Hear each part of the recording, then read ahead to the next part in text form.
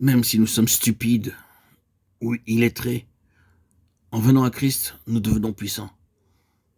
Nous avons vu le Seigneur Jésus-Christ travailler de la sorte dans le monde, à travers l'histoire. Des gens illettrés, ne sachant même pas lire, devinrent des hommes de Dieu, une fois nés de nouveau. Ils sont capables d'enseigner la parole de Dieu, de prier pendant des heures ensemble. Ils ont des visages rayonnants.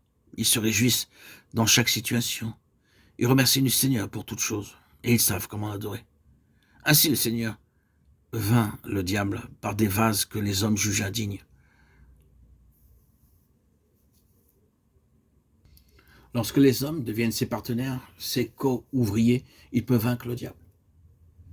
Les chapitres 4 et 5 du livre de l'Apocalypse donnent un aperçu du Seigneur Jésus-Christ dans son Église céleste, à laquelle nous aurons part lorsque nous serons au ciel. Nous serons de ceux qui l'auront vu, accompagnés, et qui, dès ici-bas, auront été ses partenaires actifs. Les chapitres 6 et 19 du livre de l'Apocalypse nous rapportent la gloire des jugements du Seigneur. Sur terre, nous pouvons être très stupides, mais le jour de sa venue, nous serons ses partenaires. Dans le jugement, comme l'affirme l'Écriture dans 1 Corinthiens 6,3, ne savez-vous pas que nous jugerons les anges et nous ne jugerons pas à plus forte raison les choses de cette vie?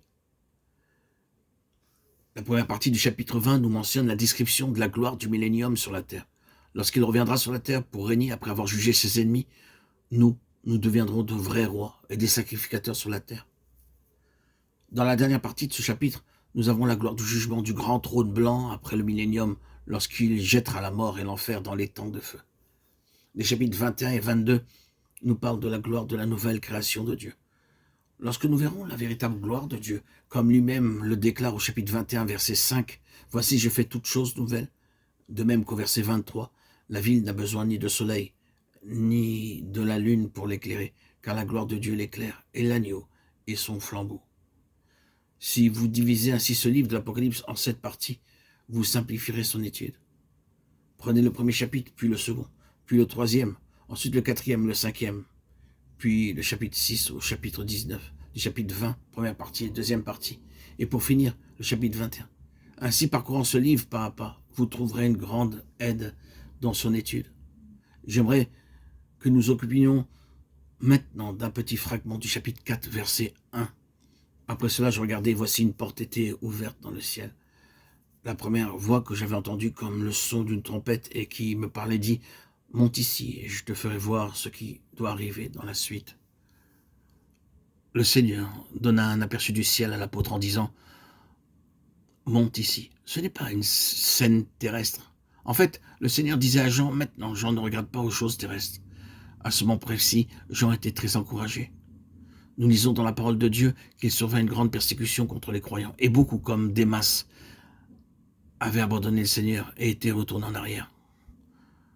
Plusieurs étaient en prison dispersés alors que d'autres étaient mis à mort. C'est la raison pour laquelle l'apôtre Jean dans l'île était triste, abattu et découragé. Chacun d'entre nous, nous avons fait des expériences semblables. Des choses arrivent dans nos vies que nous ne pouvons expliquer et décourager. Nous pensons, je me demandais, Seigneur, quelle sera la suite?